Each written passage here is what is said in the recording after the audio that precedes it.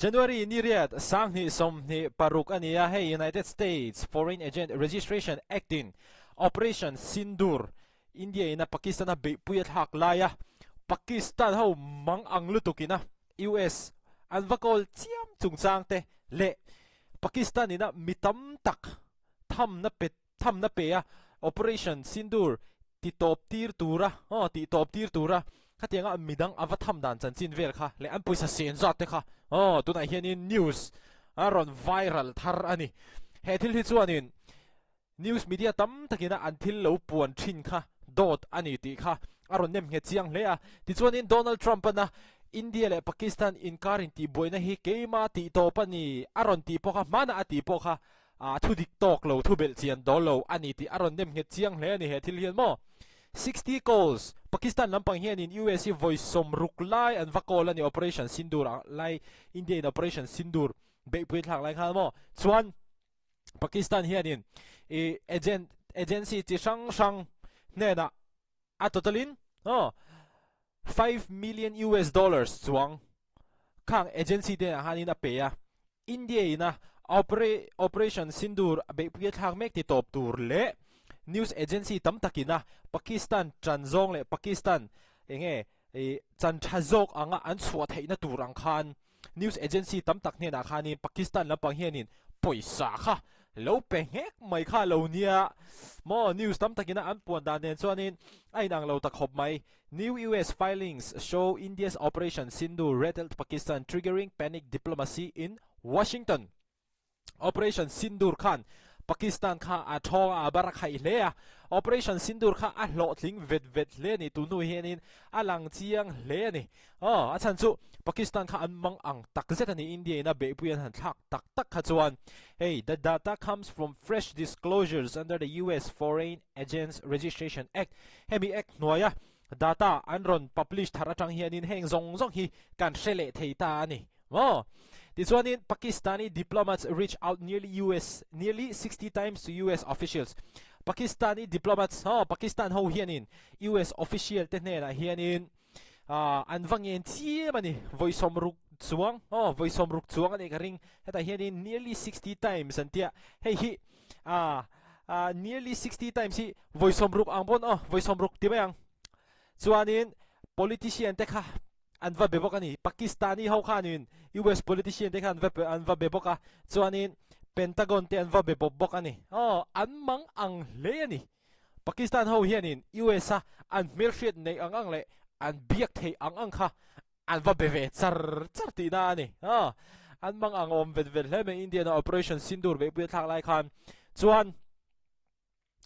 email te Pakistani na email a thon chuate Pakistani na call a pek chuate le Pakistani na US te na meeting an nei zong kha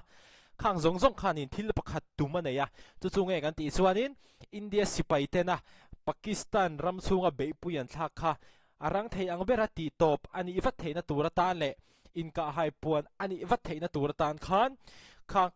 khami tura tan khan Pakistan hian in thei to pan chuani email tam tak an thon chuak an yang hian ron ziak tlet voi tam tak voi somruk don vel khan call bok ani ti chuanin voi tam tak meeting an nei bok khang zong in a tumber chu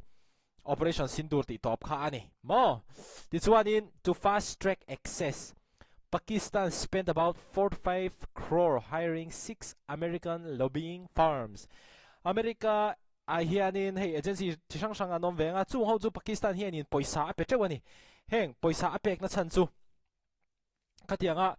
Pakistan le US an indor khan hey formalities te kha om ve don ani thil te kha ati zung thei don lawa kan hria thiam thei dan tur chuanin faila kal te po kha angai ve mai thei ani mo khatianga ni kha chuanin hun te po kha adu rei de udona amaro chu Pakistan kha an mang ang to si an man mo to sia chu wan chuanin poisa tam tham tak India poisa chuanin crore somli panga no US dollar ang chuanin 5 million US dollar lai kha Pakistan hian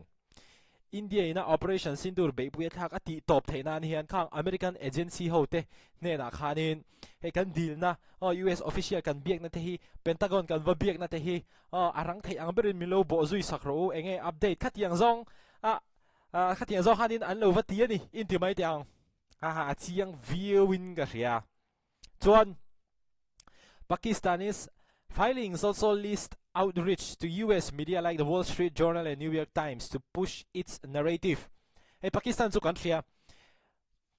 enge an che chiat view pon news a chonin che tha omang de han ron lang thina ni ramdang te nei ti boy hian abigin India ne mo chuan khatiang kha news a atam the ang ber adar theinan Pakistan hi an chan a thazo ka ni Pakistan hi an che thazo ka ni India ai hian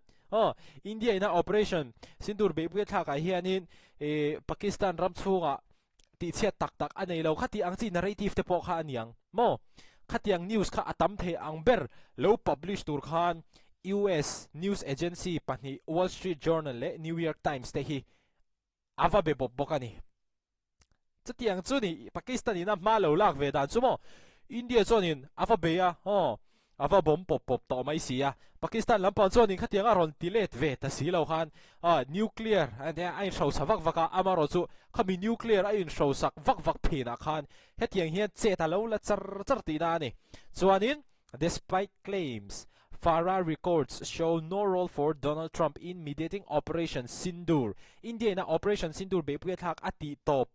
kha Donald Trump chuanin a credit karon lang hala ni India le Pakistan te inkara henin remna ka siam tiang zo khanin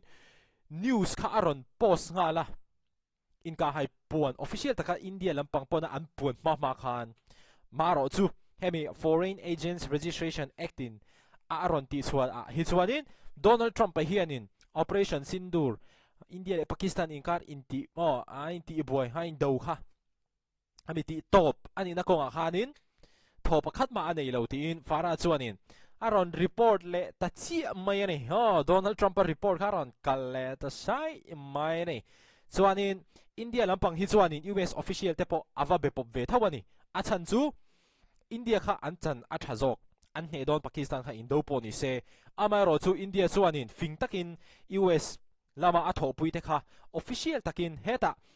agency khoi mani hire poisa pe ve lo khan India chuanin official takhanin ava be pop mai ani hetiang hi nia hetiang hi din munani hetiang hanin report te kha ava pe ve mai ani India kha chuan mo me ni so ma po khanin White House te USTR le National Security Council te po kha India chuanin pangai takhanin ava be pop ve mai ani he information hi White House ne na khanin lova shevat vadru hatiang khanin midang kha hire ve lo shrim ani tichuan that outreach came the same day the four-day India-Pakistani military